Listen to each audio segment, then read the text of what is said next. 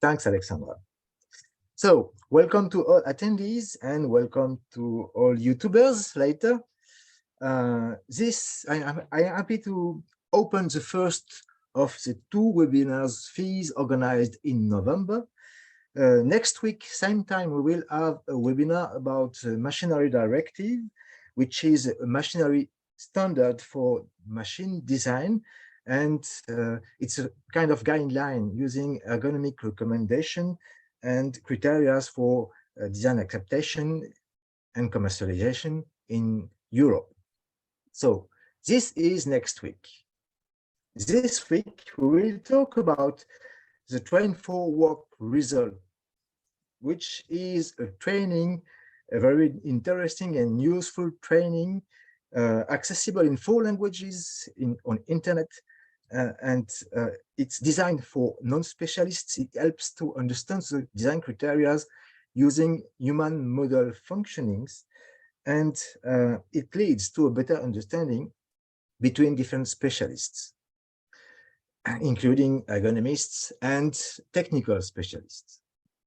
Let me introduce you to Mercedes Sanchez Almenara, Head of Innovation, Occupational Safety and Health Promotion, Institute of Biomechanics in Valencia, Spain, and to Pedro Federer, which is the treasurer of the FEES, the Federation of European Ergonomic Societies, and professor at Center for Marine Technology and Ocean Engineering in Lisbon, Portugal.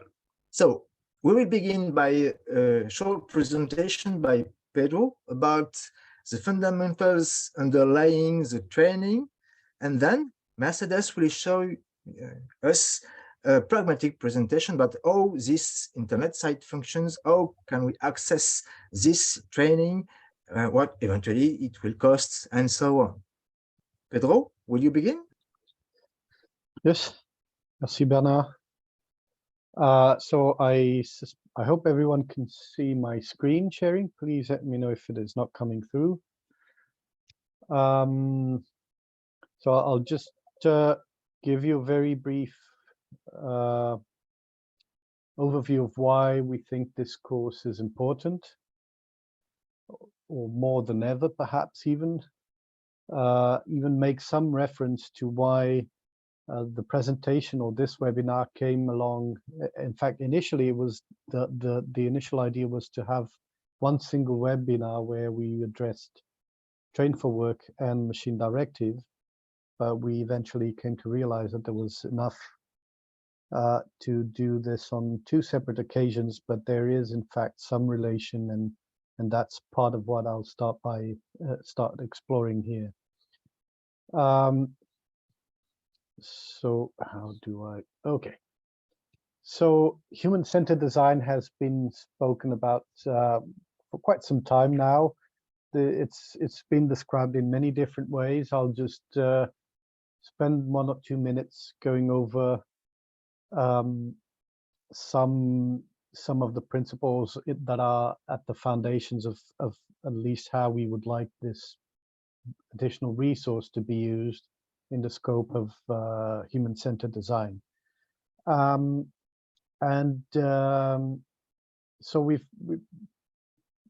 our starting point is really the growing complexity and the growing number of stakeholders and expertise that are involved in various kinds of design and development projects.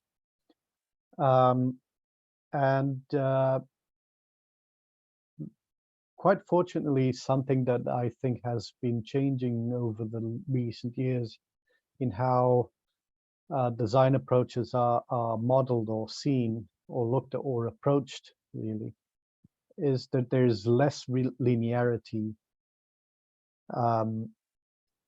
and more the vision of concurrent requirements and iterative cycles around what those requirements are and how to address them. So that's a great, basically what I would like to start with is a view of how design is, and it should be, in fact, a participative process that brings together a wider range of expertise, of technical capabilities, a wider diversity of resources even, and instead of bringing those along in what would be a more linear, time evolving process, brings them along together in a more participative and engaged process. The reason for this is that obviously we have increasingly complex problems to solve. We can no longer afford to develop workplaces or equipments or technology systems that somehow are in any way static in time. Continuous evolution is almost inevitable these days, and that can only be achieved, that flexibility that is needed can only be achieved through such participative processes. I'll just mention very briefly something which I think is quite interesting and has emerged over the last decade or so, something that has been referred to as living labs. It has been used mainly for the development of new technologies, mobile technologies to a great extent even, and the use of mobile technologies and its integration into various living environments.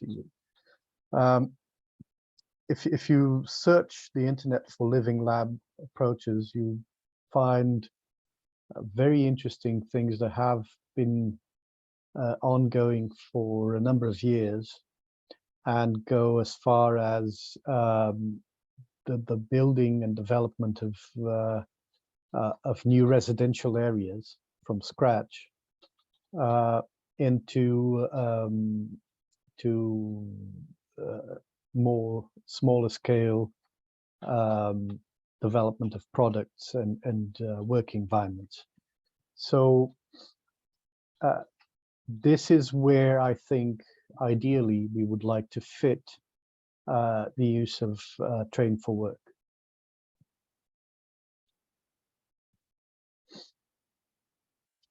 So obviously the challenge here is how do we, and this is always something that has proven to be challenging for ergonomics practitioners, is how do we engage with other stakeholders in design and development processes?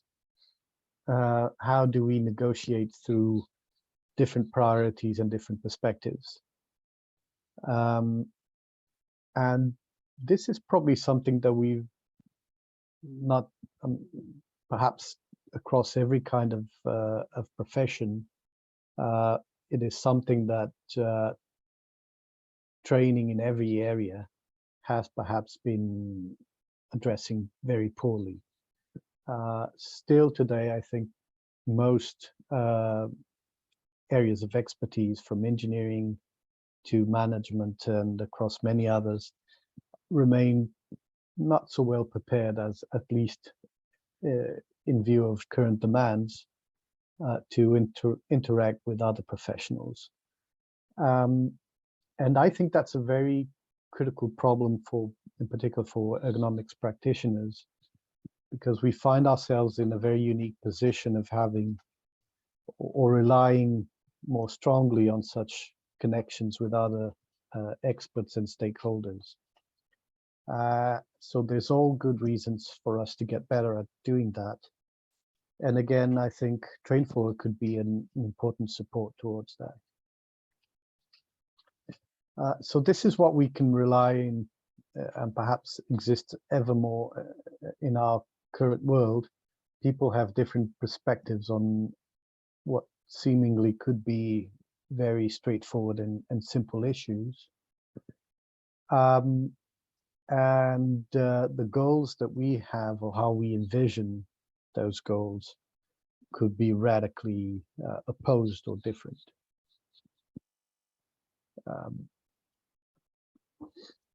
So just a brief note about the European Machinery Directive and how this falls into place in this context. So there's an ongoing revision of that directive, which we will, again, as Bernard mentioned at the start, we will get into this in more detail next week. But the revision of this directive brings along new opportunities for ergonomics, as it includes, and what I have here is a transcript, a literal transcript of its new text. And there are here ingredients which could be subtle, but could then again mean a very interesting opportunity. And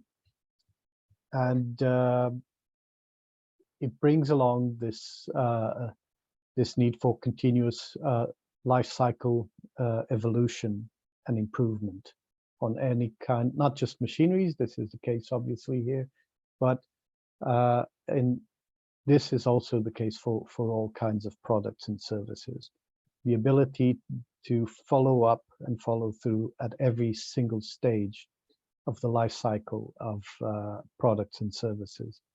And this must be considered to the extent of its earliest design stages up to its decommissioning and even recycling. And this is what we're facing currently as demands for from the design point of view. So decommissioning or redevelopment, refurbishment, or even recycling cannot be effectively considered if those issues are not contemplated to some extent at the design stages. Obviously, there's no realistic prediction that can be made to those stages, but what we need to be able to do is afford enough design flexibility so that whatever adaptability is needed at those stages can be integrated. And that's at least how I would describe the challenges for ergonomics. But going back to the issue of how we interact with the other stakeholders, which we must in such development and design processes, we know for a fact that ergonomics remains poorly understood by such stakeholders. And we're still very much attached to this idea of ergonomics being very much about the design of physical spaces and equipment. And we remain to a great extent unable to move beyond that. And the reason why I think this is an interesting challenge for ergonomics as well, and ergonomics practitioners, that I think we have at our foundations a very unique multidisciplinary training.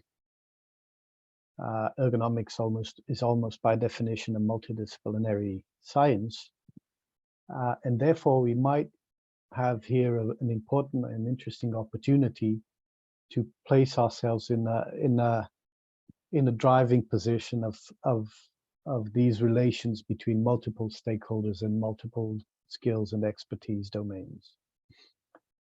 And one interesting resource to start working in that direction could again be Train4Work. And this is basically what we would like to propose here. So these bullet points somehow illustrate what I would say would be a vision for towards which the role of ergonomics in design could evolve. I think, at least from my perspective, it gives an overview of how we're still short of what would be required to achieve it. But to, again, as I mentioned, I think ergonomics training currently provides a solid basis to develop these capabilities. So what is Train4Work? This is the structure and how it's organized, some of its main features. It's essentially an online training course organized in 5 different modules. Each module is then broken down into work sessions, and work sessions into the description of particular objectives, units, and different kinds of activities that either strengthen or look to strengthen or reinforce the pursuit of those objectives, or offer the possibilities to go beyond them. On the upper right-hand corner, you have a very basic model of how what it would be to undertake the course. So a participant essentially needs to register on an online platform. Currently, IBW provides the only available platform to access the course. So registration is needed on this online platform. Once the registration is undertaken, the course can be taken individually, and because this was the outcome of a EU-funded project, it remains for a certain period of time open access. So people individually are free to register on this platform and take the course individually. But what we're pursuing is something which we believe to be of a lot bigger added value, not just for ergonomics as a community, but also for those who attend the course, which is using the online material as a backbone for courses that are facilitated locally and even supported by academic tutors locally, or perhaps even with academic tutors online with a local facilitator. So there are various options in how this can be used, but we feel that, and this is how it was designed primarily, the intent is to support courses that are locally facilitated and or tutored. In such cases, then there is the opportunity to undertake a final exam and obtain a certificate. So Mercedes later on will give you more insights on how this can be put into place. If anyone has, I see there's a note on the chat. I'm not sure if there is a question. Okay, yeah, so writing questions. So if you have any questions at any time, please feel free to interrupt. I think that's much more useful than keeping it all to the end.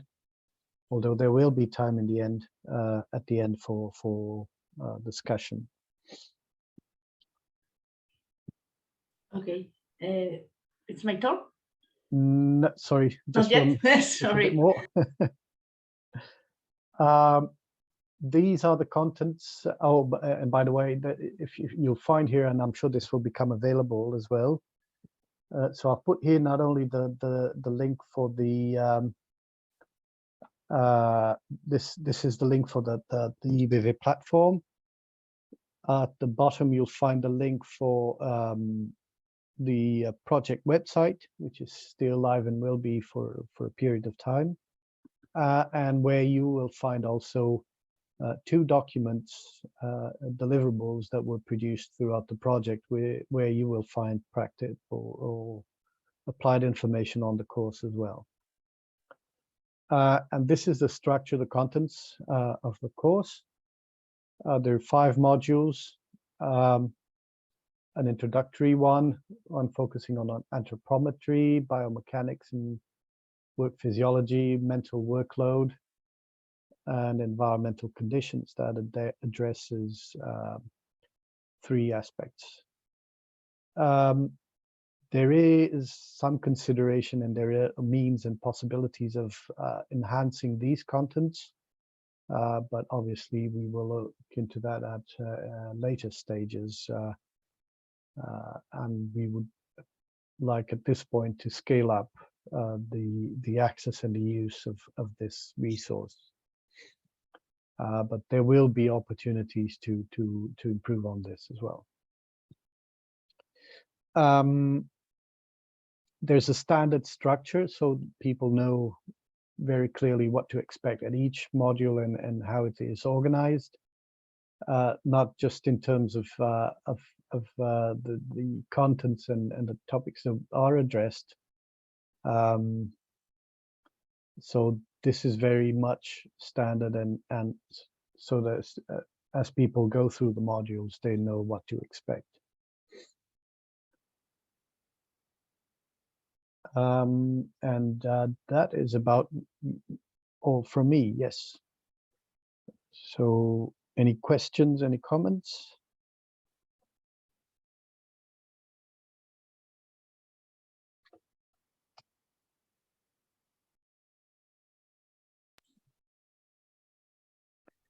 I see a hand raised. Let me see who that is.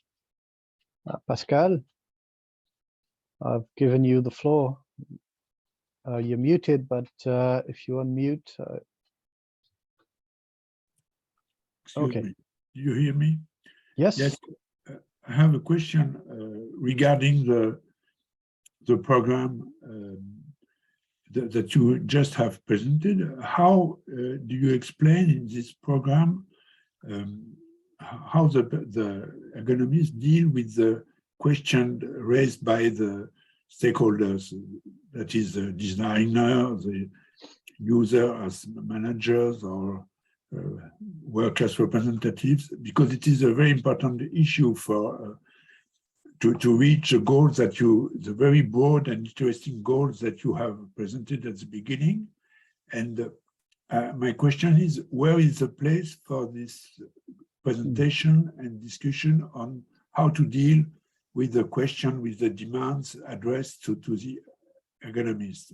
Because it is a question that for new persons who are not trained in ergonomics, it is a very difficult question for sometimes to explain and to dominate.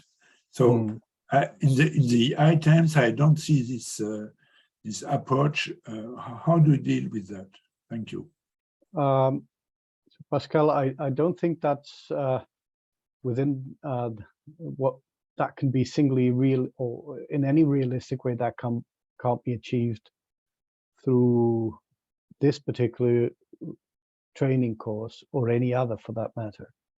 The purpose of Train4Work is to provide a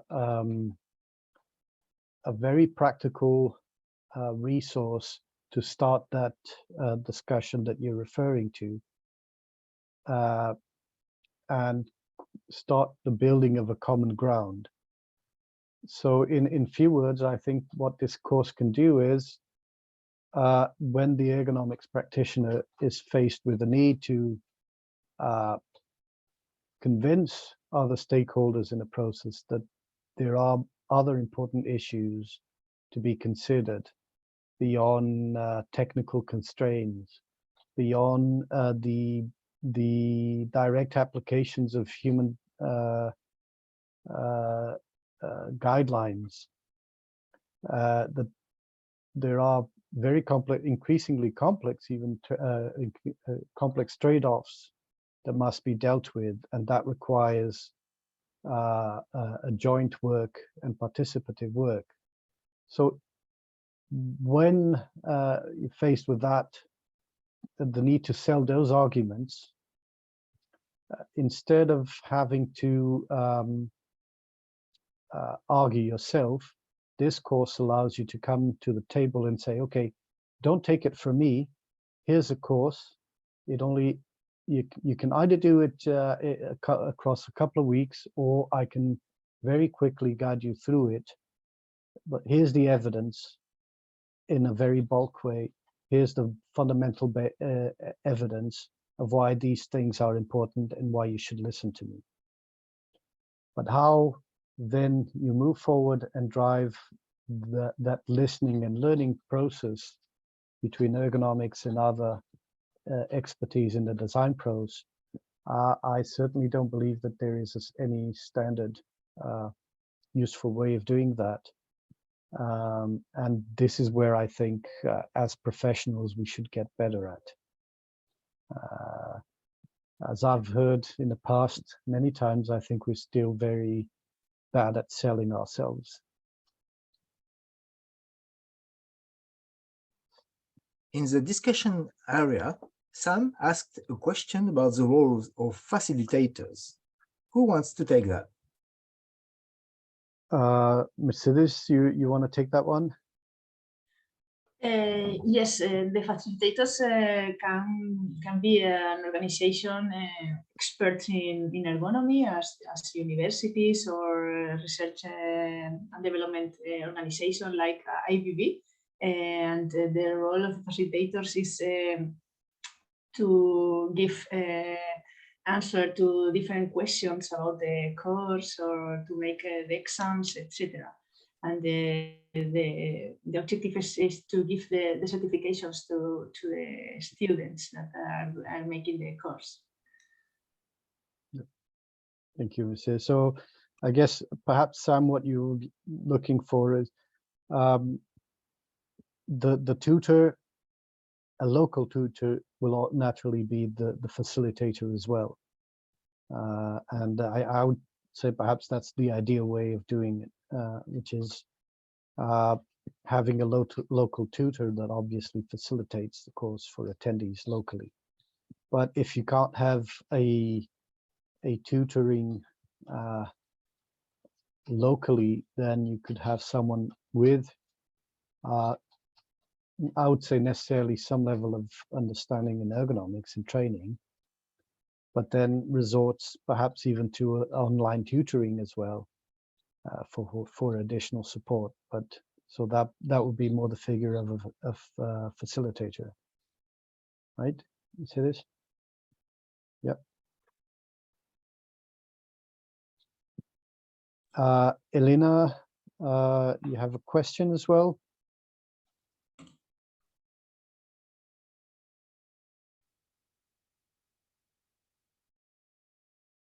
Now I can see. Okay, now you can hear. Yeah. All right. Yeah. Actually, I have a lot of questions, but the first thing after. Hello. Hello. Hello. Can you hear now? Yeah. Sorry. Go ahead. Okay, so many questions, but I try to summarize somehow. After this presentation, I'm just now thinking about a bit in a similar way like Pascal was bringing up, that if we look now the page where you were showing the models and such things, it illustrated to me that these are the kind of models concerning about human factors and ergonomics as such. But now after the discussion, what you have been giving here, so I think that the bigger question is now that what is now the kind of capability, skill and competence this training gives for the participants to really understand their role in this stakeholder mapping discussion with stakeholders and take into account that different needs of the customers of human factors and ergonomics. So I would like to ask that are we trying to sell people as human factors and ergonomic specialists, or are we trying to sell human factors and ergonomics for the customers, because they are two different things. You can't be sure that the person who has been going through these modules and sections is able, for example, to orchestrate a right group for doing some sort of designing, or if the person knows how to work as a team member in a design team, and what are the roles and responsibilities, thereby taking into account the huge field what ergonomics can offer. So somehow I'm missing this view from this this whole package, the big picture and the relationships. Right. So I went back to this slide where so that the target audience are in fact non-practitioners, and perhaps I wasn't too clear on that, but obviously we feel that this should be a preemptive initiative, in the sense that we should start now promote, or our goal is to start now promoting this course in amidst non-ergonomics practitioners, in the expectation that in as early as possible future, those practitioners or those non-practitioners that we come to meet in whatever future development and design process are better prepared to meet us in a shared understanding of what those design priorities and trade-offs should be. So it means that they also become more aware about the possibility to utilize the sort of real human factors and ergonomics professionals in different cases. Yes, yes. All right. So it is very much oriented to raise awareness in what ergonomics can do, particularly in design and development projects. Yes. Thank you.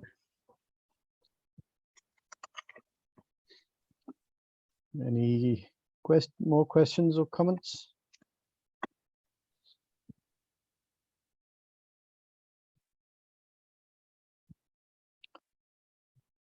Okay. Dana, so I think we could pass on to Mercedes. We lost Mercedes? But we lost Mercedes, I'm afraid of. Okay, let me try and see if I can reach out to her and see perhaps if any.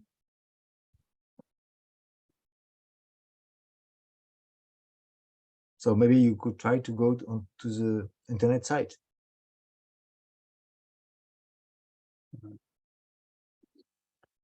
So I'm just asking if Mercedes has any difficulties, or if she's able to join us again. But yeah, I'll share the project website. I'll start with that. So not what I was looking for. So this is the website that was set up at the start of the project, and it's still live for a period of at least another year or so. Right at the start of the homepage, you'll find a link to the course to register. So this is the link for the EBFA platform where you can register for the course. And the course is currently available in 4 languages. There has been some discussion on possible translations into other languages. That is certainly something that we would like to start considering in a more practical way. But obviously that requires bringing together some resources which are still not available. Particularly what it is required for the translation of the course content, which should be done obviously by people with the necessary skill and technical knowledge. But from the technology point of view, then once we have the translation, it becomes relatively straightforward to set up a new version into that new language.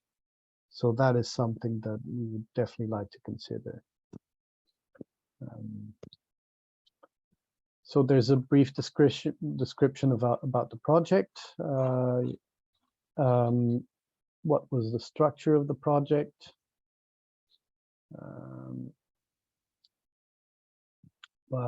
The members, the partners that worked on the project. So FEES was one of the partners amongst 5. IBV was the leader of the project, and at the last one you'll find again the links for, so these are the sim links that you'll find on the homepage. But there is additional material that was produced throughout the project. The 2 deliverables that I mentioned in my presentation, some material that was produced for a pilot course that was undertaken, and a short video, which, well, I could actually run it. I'm not sure if you can have the audio, but let me know if you can't hear it. Well, if I can get it to go.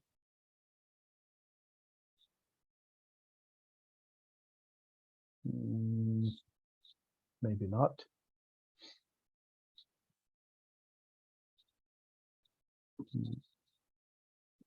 Let me check. Okay.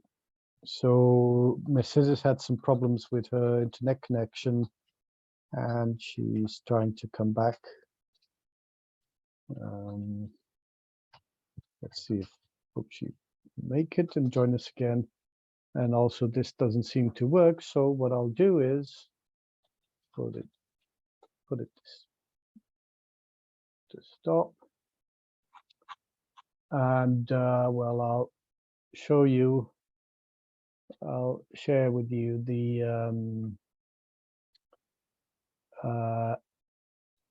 how the IBV platform looks like. So this is built on what I think is becoming an increasingly known and used platform for various academic purposes called Moodle. Oh, Maggie, hello.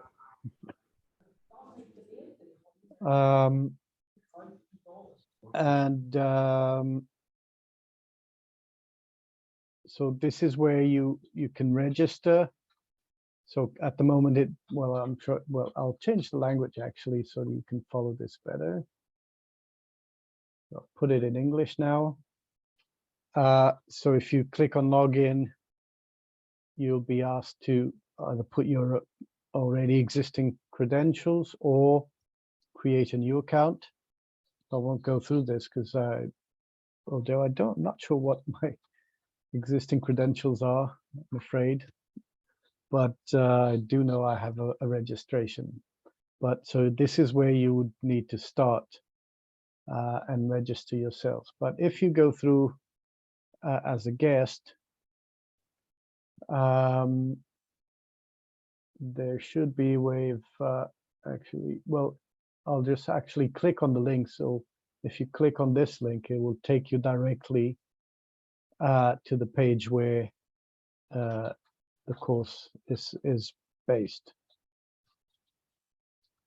And so if you click on it, obviously you won't be able to access, because again, you need to be registered. So as a guest on this website, you won't be able to access the course. You need to be registered.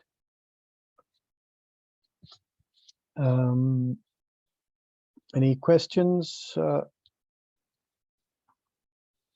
was hoping to get Mercedes back. So Mercedes would be guiding us through how people can actually use the platform, undertake the course, or what would be the necessary steps towards setting up a course as how we think it should in fact be utilize, which is with local facilitation or even tutorial support, where more tangible benefits can actually be extracted from. So there has been a number of questions that we received over the last year or so on how to do this, and this is why I think it would be important to address that. IEA has had, during the last year, some experience with that, and that is why it would be interesting to hear from them on the outcome of that experience. I'm not sure we can get, well, I can try. I can try and get Mercedes on over the phone, but I think that's going to be a bit clumsy. Yes, she comes. I'm sorry. I have problems with the Wi-Fi. Sorry. Okay. Well, do you want me to continue with the presentation of the course? That would be very nice, and I think we've set the stage for you to take it from here. So I've introduced the project website and also the platform.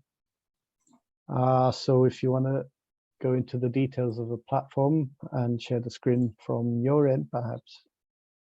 Okay. Who is sharing the screen? I can't. Okay. I just stopped now. No, it's mine.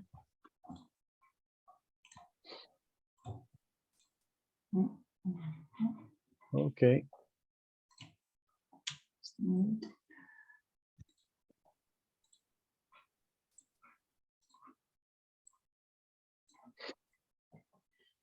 Okay, that's it. Can you see my screen? Yes. Okay. And then this is the campus from IEA where the course is shared. And then this is in perfect Spanish, I'm sorry, but in this campus, you have a calendar with a recommendation of the development of the course, when the course starts, can make bigger, when you have to develop the module 1, module 2, module 3, and this is just a recommendation.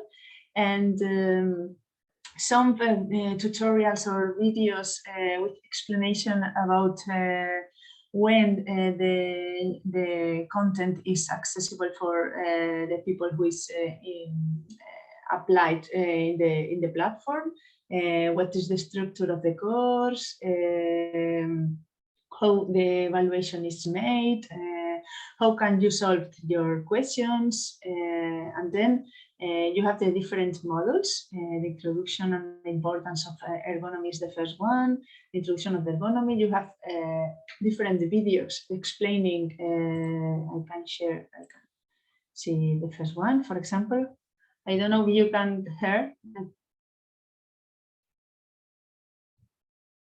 No, I don't think the audio is coming through. I think you need from start the sharing with audio. Okay. So try and go. Okay. Yeah, you have options of sharing. And could you? En todos estos aspectos tiene un objetivo común: adaptar los productos. Could you? Sorry. I'm just for the sake of those listening to us. Would you be able to at the top there shift it to English mode? Okay. Yes.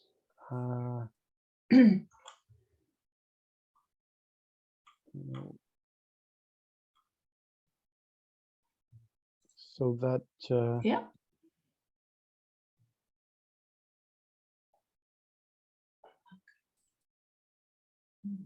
I think you just need to go next. A video where how to change the language is explained. ¿Cómo puedo cambiar el idioma del campus virtual? En la parte superior del aula virtual se sitúa el cambio de idioma. Desde aquí tenéis la posibilidad de elegir el idioma que deseéis para... Yeah. But I'm not sure if. Okay. You probably need to do that from the start, I guess. Yes. Yeah.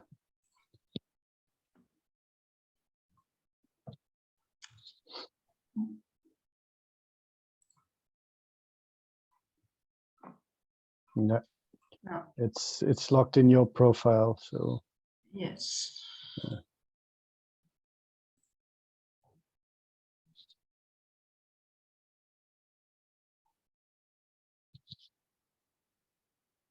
I think maybe you have to select the.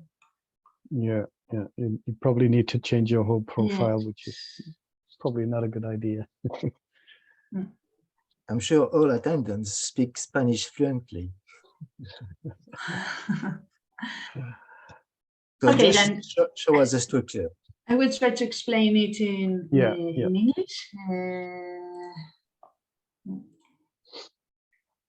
This is the video explaining, for example, the sessions 2, the importance of the ergonomy in the design process. And then you have the different videos. Módulo 1. Introducción e importancia de la ergonomía. Sesión 2. Personales. Sexo, edad, condición física, actividades fuera del trabajo, that you have to take into account inflamación de with un the aim tendón of debido, entre otras posibilidades. designing a human-centric workplace. And then after you have seen all the videos, you can answer a questionnaire with make an evaluation. And okay, after you have finished, this evaluation, you can access to the module 2. Currently, I have the restricted entry to this module because I have not finished the module 1. And then at the end, you have a final exam. It's an online exam in fixed data. It's 28th of November in this case. And you can ask questions to the professors or to other students in this forum.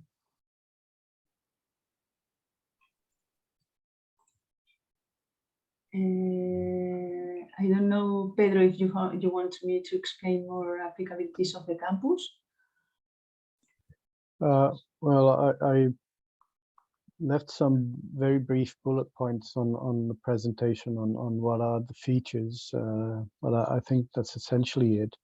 Perhaps what would be interesting for people to look at now is anything you feel would be important for people to know about registering, and if we have, I think we probably have some people in the audience who would like to know what they need to do if at their universities they would like to propose a partnership to set up a course. Okay. If you want to be a facilitator of this course, you can contact with IBV because with me, because the course is in the in the servidores. Pedro, help me, please. The server. In the server, sorry, in the server of IBV, and then we can share with you the course in different languages, because the exploitation of the course in Spanish is made by IBV, but in different languages can be made from other universities or centers. And then we can share with you how we make the forum, how we make the exam, the motivation of students to reach the course on time, and all the information that you require, and how we expand the certification. And the price of this course in Spanish from IBV is 350 euros. For a student, and we have two editions for year. The first edition is more or less in May, and the other one is in October, more or less. And then it's not all the year opened because it's very complicated for us to manage students. Now one student, the next month 2 students. It's better for us to manage all the students in the same month.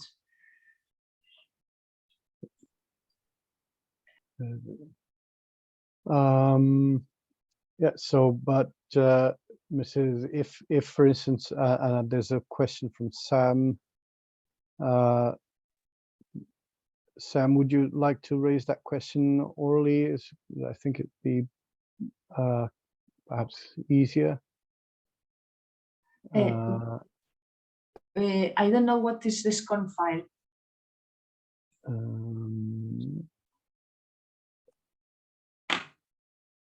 Yeah, can you hear me okay? Yes. Yes. Yes. So from Moodle, you can download a course into it as a SCORM file to share it on other platforms. So I just wondered how you're sharing it with other facilitators. Is it by SCORM file or is it by another method? But I'm not sure about it, and I can check it with my colleagues, and I can share you this information if you want. Yeah, because obviously if another facilitator is running the course, how do they get the content in order to run it? Okay. Yeah, so Sam, there is obviously the dates I think the message is mentioned were those that are planned within the resources of IBV, but obviously if there is a local facilitator with their own tutorial capabilities and the ability to manage students locally, then the agreement between the partners of the project foresees the means for IBV to provide access to the platform. So I was just thinking about the university I used to work for. They wouldn't want an external source being used for a course they're running. They would want the course to be hosted on their own servers in their own Moodle system. But they can do that via a SCORM file, which Moodle can download and then upload to another Moodle system. Okay. So they wouldn't want to outsource it being hosted elsewhere. They'd want to host it on their own servers in their own system as part of the GDPR compliance requirements. Right. Okay. Well, I know for a fact that that is something that has been discussed, and to some extent it is foreseen in the agreement for exploitation, but that certainly needs. We haven't considered at any stage hosting the course on any other platform. And in fact, of the 5 partners in the project, the only partner that is hosting the course on its servers is IBV. So outside the consortium, I'm not sure what could be done, but that's something Mercedes can come back to you with. Thank you. Yes, and it's interesting in the use of courses in other languages, because we are going to maintain the course in Spanish and in English, surely, but not in other languages like French or German. And then for other facilitators from these languages, it would be very interesting for them.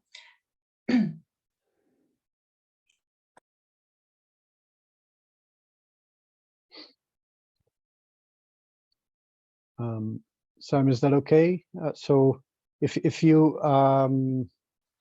well, actually, here's something that I rarely, don't think I ever forget, but we didn't put any emails on the presentation. So perhaps the best thing is to provide email, a point of contact here. Mercedes, am I allowed to put your email on the chat box, or you can do that yourself actually? And I'll just put mine. There is another question.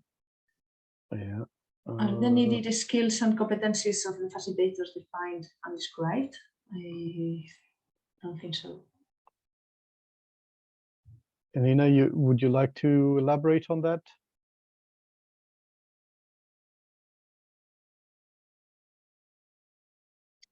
Yeah, maybe a bit, because years ago we had the project concerning about work-based learning in industrial engineering, and it turned out that the biggest problem is now the facilitators, that what kind of capabilities facilitators need to have in such a situation. And now when we think about this platform you have created for making this kind of training for non-human factors and ergonomics people in practice, I'm just wondering about that how to deal with the platform facilitator skills and competencies, and then also the content of the training concerning about the differences with the learners, because they are, I guess, coming from very different kind of fields and levels and professions.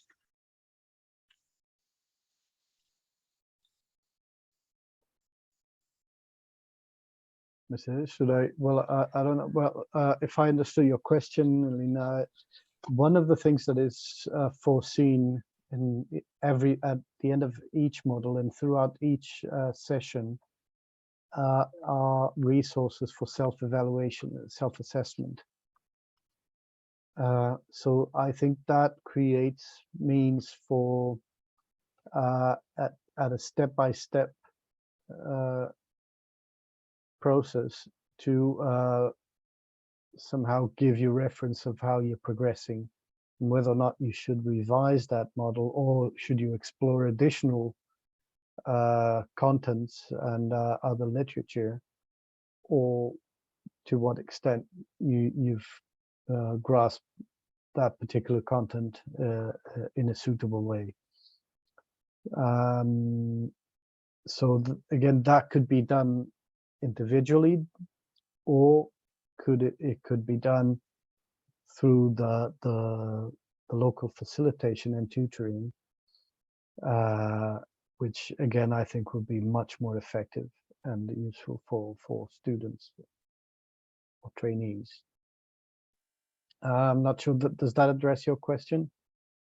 Well, not necessary, but maybe my question was not that clear, because in this content, what I understand so far, it's not clear for me that what is now really meant by the facilitator. Maybe it's a bit also question about this. Okay, so the facilitator is not necessarily a person. This would be a local institution that provides the logistics for and the means, the technology for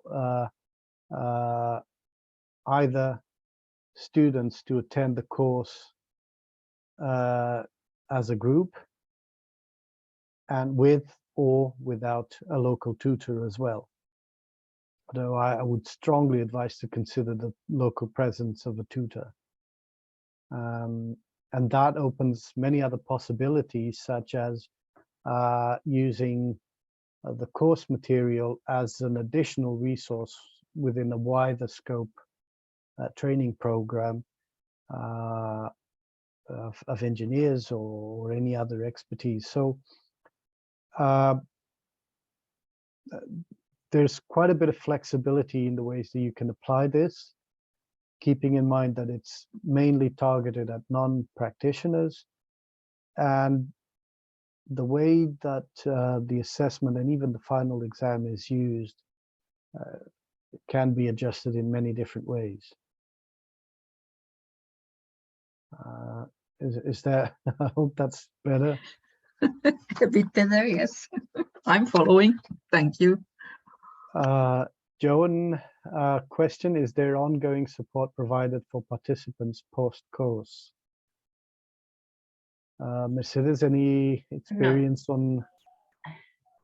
Not, we don't have support to, we don't provide support for the students post-course. We give them support during the course, but after that, if they need for the companies, we can economic support by means of a contract or something like that, but not as supporters, because we are not a university, and we make this kind of services for the companies. John, that brings up a very interesting point, and perhaps something that we haven't considered, but perhaps fees could be a means through which some level of support on a more continuous basis could be sourced. So something to consider. Wouldn't you say, Bernard?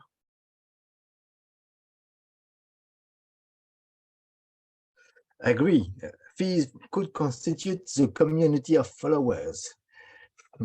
Yes, yeah. It's our role anyway. So yes, we can give support to former students from the Train4Work project. Yeah. So I'm sure that would be something interesting to engage with each national association. And perhaps in an ideal future world, there would be such a community gravitating around national associations. Something to consider. And anyway, we have to remember that FEES is an association of associations. So in each country, there's some resources the followers of this training may contact. And we can help any student following the Train4Work result to contact specific resources in each country. In Europe, I mean. Yes. So that brings an interesting another point to be mentioned, which is I mean, from the strict legal point or the statutory, according to the statutes of fees, basically fees belongs to its members, and in that sense, fees as a partner in this project, so is also a co-owner of the course. And that means that there are conditions which are foreseen in the consortium agreement that allow national associations to have access to the course in the same conditions as fees.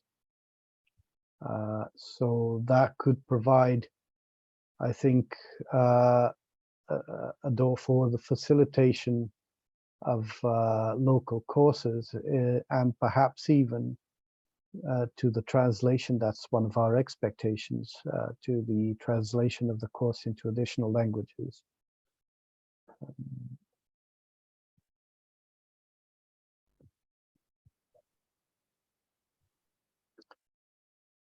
Welcome, John. Any more questions? Anything in particular that anyone would like to see in terms of how the platform works, or any additional details on the course?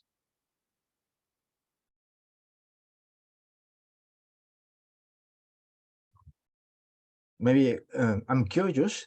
Any of one of the attendants wish to follow this course in the weeks to come?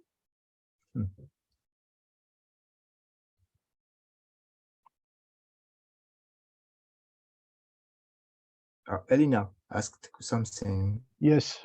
So Elena, well, if people decide to enroll in the course on their own, they're basically participants. There is a basic certificate that verifies that the person has gone through every module online, but there isn't a certificate per se without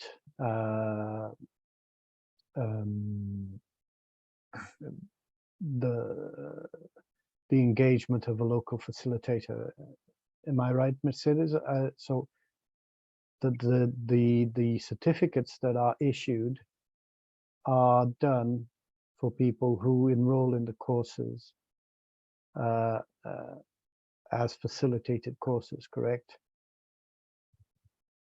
Yes, who is enrolled and who finished the course.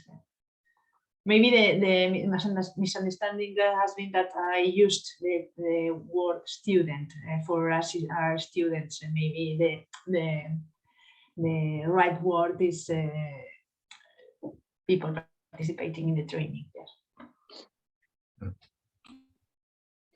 But having said that, I think, Elena, I don't see any reason why a scenario where, for instance, you have engineering students for which will be taking an ergonomics course into which the contents of Train4Work could be at least part of the contents. So you would have students that would be some benefiting or using as part of their course the Train4Work material. So obviously in that case, there is a local facilitator, which would be that university or engineering faculty. And well, the certificate that to be produced, and perhaps even the exam, would be not something specific to Train4Work, but obviously the engineering degree in which the student is enrolled. So again, there are many possibilities to be explored, depending on the context and the audience that is targeted. And all of that can be looked into. But the first requirement, I would say, is for it to be a local facilitator that, first of all, has the interest and then has the means, the technical and the tutoring resources to support the delivery of the course.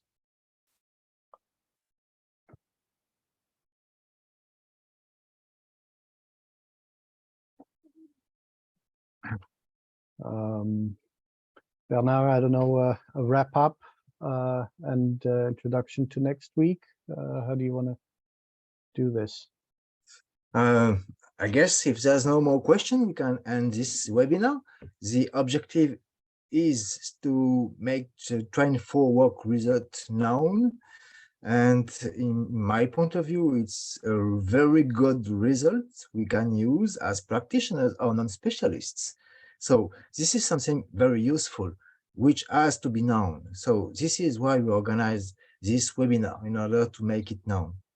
So I'm sure there will be many questions later, and the possibility to ask questions is still opened. So be our guests and don't hesitate to continue this reflection and to solicit us when you need something.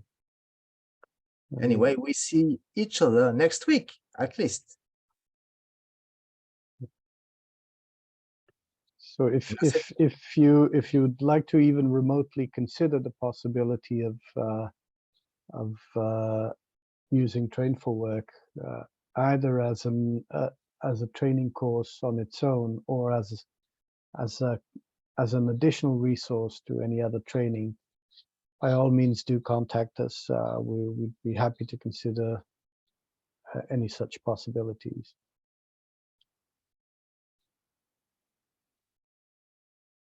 Mercedes, a word? Nothing. Thank you very much for attending the webinar. And thank you very much for inviting me to the webinar, and see you next week.